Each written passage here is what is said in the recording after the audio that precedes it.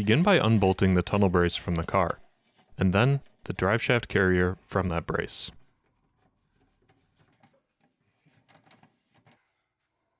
Support the driveshaft.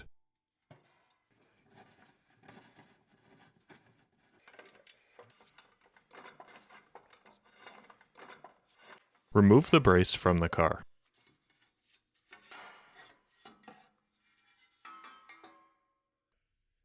Then make a cut on the bottom of the carrier frame.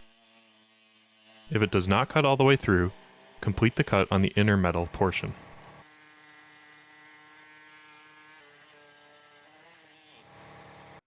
Turn it over and make another cut on the top of the frame and remove it from the car.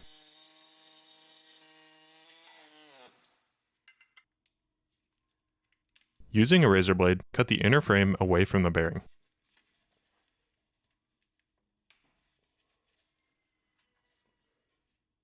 Then, cut the remaining rubber hanging off of the front of the bearing, but leave the base layer of rubber intact. Do not cut it all the way down to bare metal.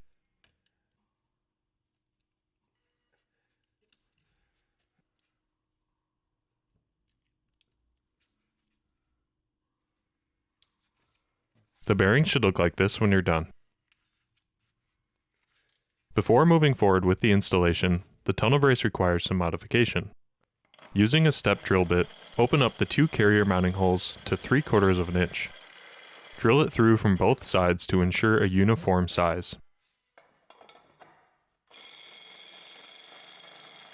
And measure it with a pair of calipers.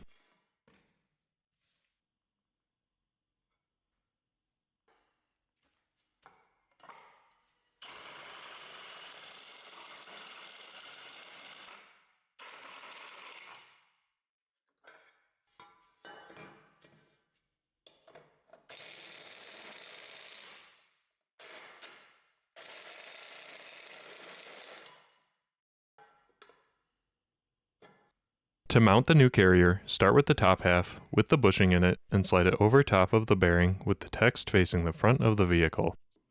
Then bring the bottom half up to meet it and connect the two together using the provided Allen bolts. As you tighten the bolts, switch back and forth from left to right so the bolts don't bind in the holes. A small gap may form between the two bushings. This is normal.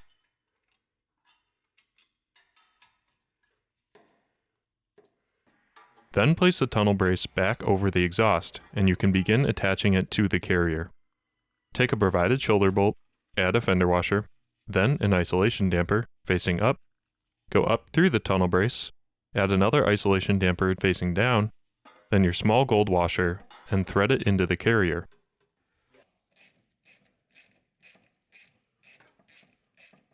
Repeat these steps on the other side.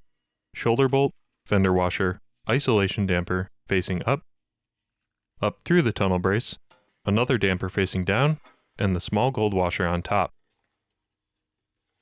Tighten both bolts to the carrier.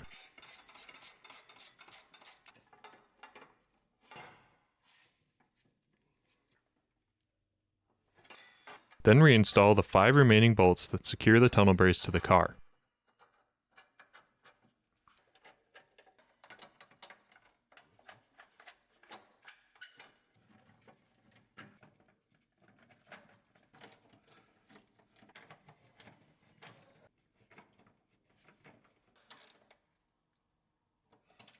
Your installation is complete.